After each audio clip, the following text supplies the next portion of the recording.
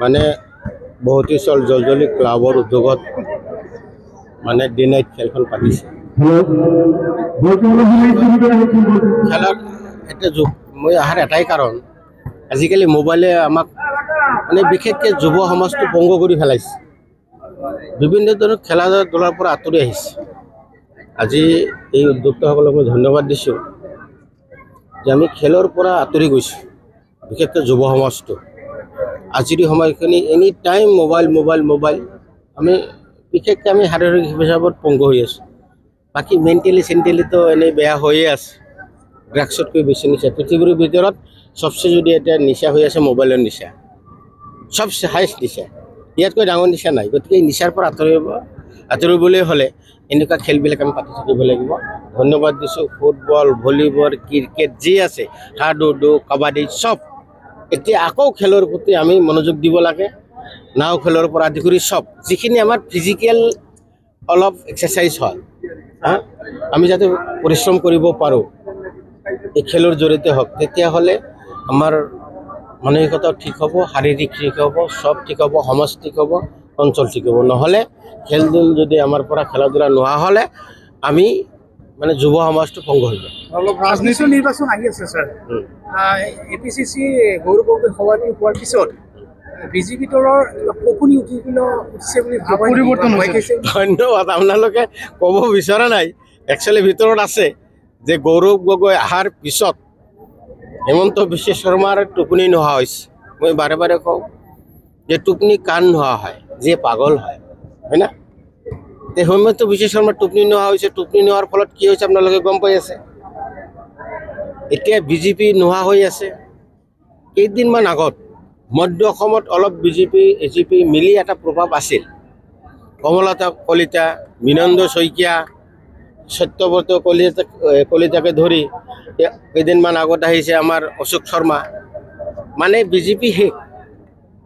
ইতিমধ্যে বিজেপিৰ মানুহে আমাতকৈ বেছি গম পাইছে যে বিজেপি এইটো চৰকাৰ হৈ থকা নাই, হিমন্ত বিশ্ব শৰ্মাৰ এটা কোম্পানী হৈছে। এই কোম্পানীয়ে বাহিৰৰ আদানী আম্বানীক আনে, মাটি দিয়ে, ইণ্ডাষ্ট্ৰি দিয়ে আৰু তাৰ পৰা 50% শ্বেয়াৰ লয়। গোটেই অসমখন নিজৰ হাতৰ কৰি গোটেই ৰাইজক এতিয়া গোলাম কৰিব বিচাৰি আছে। গোলামৰ পৰা মুক্ত হ'বলৈ বিজেপিয়ে এতিয়া উঠি পৰি লাগিছে, AGPয়ে উঠি পৰি লাগিছে আমি গোলাম নহওঁ, গোলামৰ পৰা আমি উদ্ধাৰ পাব লাগে। এতিয়া আপোনালোকে কওক। মুখ্যমন্ত্ৰী মানে ভাৰে ভাৰে অচিনাকি মানুহ বুলি কৈ আছে। অচিনাকি মানুহ আচলতে কাক বুজাব? পাগলৈ কি নকয়, মই কি কৈ আছোঁ, যাৰ টোপনি নহয় পাগল হয়।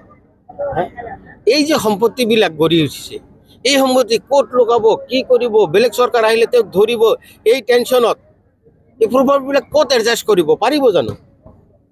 তেওঁৰ ব্ৰেইনত নাখাটে নহয়। এজন ৰাখি থৈছে এক বেপাৰী মন্ত্ৰী অশোক সিংঘলে, তেওঁক দিছিল দায়িত্ব যে মোৰ সম্পত্তি ক'ত কি বাহিৰত তাহিৰত ক'ত এডজাষ্ট কৰিব লাগে কৰ। তেওঁ পৰা নাই নহয়। এতিয়া ইমান সম্পত্তি কেনেকৈ ক'ত কৰি লুকাব পৰা নাই, এডজাষ্ট কৰিব পৰা নাই। ইনকাম টেক্সৰ কথা আছে, চেল টেক্সৰ কথা আছে, বিভিন্ন ধৰণৰ কথা আছে। বেলেগ চৰকাৰ অহাৰ লগে লগে কি কৰিব, এইটোৰ কাৰণে তেওঁ এতিয়া টোপনি নহয়, এতিয়া পাগল হৈছে। এতিয়া বিশেষ সম্প্ৰদায় ক'ব, আৰু কিবা ক'ব। এতিয়া মাদানী চাহাবৰ কথা কৈ আছে, ভয় দেখাব খুজি আছে, অসমৰ মানুহক ভয় দেখাই একত্ৰিত হ'ব খুজি আছে, তেওঁক মুখ্যমন্ত্ৰী পাতিব লাগে। এইবিলাক ৰাজনৈতিক এই যে বিশেষ কি কয় কি কৈছে বিশেষ সম্প্ৰদায়, অচিনাকৰ সম্প্ৰদায়। মই আপোনালোকক অন কেমেৰাত ক'লোঁ, তেওঁ ডিৰেক্ট ইনডিৰেক্ট ফাৰ্ম ইণ্ডাষ্ট্ৰী যিবিলাক ব্যৱসায় অনুষ্ঠান আছে, আজিৰ ডেটত কমেও 30,000 অচিনাকি মানুহ বুলি যিসকলক কৈ আছে তেওঁলোক আছে। যদি কয় মিয়া আছে, তেওঁৰ এই ব্যৱসায়ত তেওঁ লগাই দিছে। সেইখিনি বাদ দিয়কচোন পাৰে যদি, সেইখিনি বাদ দিয়ক। যিমান অভাৰ ব্ৰিজ তেওঁ বনাই আছে, তেওঁৰ কোম্পানীয়ে কোন মানুহে কাম কৰি আছে। তেওঁৰ যিবিলাক ব্যৱসায় অনুষ্ঠান আছে, প্ৰতিষ্ঠান আছে, ফাৰ্ম আছে, ডিৰেক্ট ইনডিৰেক্ট, তাৰমানে কিছুমানৰ লগত পাৰ্টনাৰত আছে, কিছুমানক গোটেই ইনভেষ্ট কৰিছে, কিছুমান পাৰ্টলি ইনভেষ্ট কৰা আছে। সেইসকলৰ মানুহখিনি কোন সম্প্ৰদায়ৰ আছে? দম আছে যদি সেইখিনি বাদ দি দেখাওকচোন। আৰু কিবা আছে বিশেষ সম্প্ৰদায় বুলি ক'ব, মোক আৰু ওলাব, এতিয়া নহয়, লাহে লাহে। তেওঁক নিজৰ ঘৈণীয়েকতকৈ যদি বিশ্বাসী আছে, সেইজন তেওঁ যিটো অচিনাকি বুলি কৈ আছে, যি সম্প্ৰদায়, বিশেষ সম্প্ৰদায় যিটো কৈ আছে, মিয়া যদি কৈ আছে, তেওঁৰ বিশেষে সেইজন মানুহ আছে। স্যাৰ ওলাই ওলাই লাহে লাহে ওলাম চব গোৱালপাৰা উচ্ছেদ সম্পৰ্কত ৰাজ্যপালে যিটো হেৰি কৰিছে, SP DSP আৰু নিশা কৰ্মচাৰীৰ ওপৰত আজি আৱদ্ধসকলক তলব জাৰি কৰিছে। কি ক'ব? আমি আশা কৰিছোঁ আমি এটা ন্যায় পাম। চাওক, হাছিলা বিল নহয়, য'ত উচ্ছেদ কৰিছে বিলত উচ্ছেদ কৰা নাই, ৰেভিনিউ ভিলেজত কৈছে, আৰু টিলাৰ ওপৰত পাহাৰৰ ওপৰত বিল হ'ব পাৰে নেকি, তাত উচ্ছেদ কৰিছে। পাইকানত ৰিজাৰ্ভ ফৰেষ্ট আছে, তেওঁ পাইকানত ৰিজাৰ্ভ ফৰেষ্টত উচ্ছেদ কৰা নাই নহয়, ক'ত কৰিছে? আচুডুবি ৰেভিনিউ ভিলেজত কৰিছে। পঞ্চায়তৰ ৱাৰ্ড আছে তাতে, 7 নম্বৰ, 8 নম্বৰ, 9 নম্বৰ, 10 নম্বৰ, 4টা ৱাৰ্ড আছে তাতে, এই 4টা ৱাৰ্ডত উচ্ছেদ কৰিছে।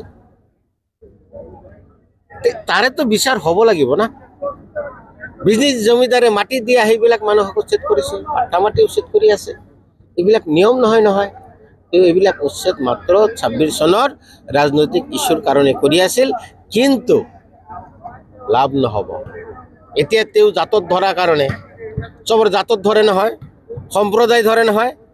এতিয়া মই যোৱাকালি ফেচবুকত পালোঁ, এজন আহোম ল'ৰাই তেওঁৰ জাতত ধৰিছে, তেওঁৰ গুৰিত ধৰিছে। উত্তৰ দিয়ক এতিয়া তেওঁ, বুজি পালেনে?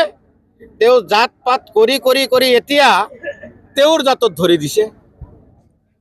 আহোমক যেতিয়া কিবা কিবি ব্লেম কৰিছে, তেওঁ নিজে কৈছে মই আহোম সন্তান।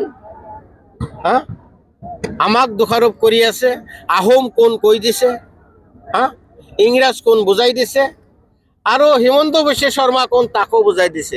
তেওঁ কিমান পাৰ্চেণ্টেজ আছে তাকো কৈ দিছে। তেওঁ ইয়াৰ উত্তৰ তেওঁ দিব লাগিব। এতিয়া জালত পৰিছে, সাপ যেতিয়া ফাঁচি জালত পৰে দেখে নহয়, মাছ মাৰিছে না, মাৰিছে। সাপ যেতিয়া এই জালত পৰে, প্ৰথম অৱস্থাতে পৰে নহয়, তেওঁ কয় কি জাল এইটো, ছিঙি ভাঙি ওলাই যাব। সি ইমান ডাঙৰ লম্বা, সামান্য সূতাত তোৰ গাত লাগিছে, পুৰা মেৰাই দিয়ে।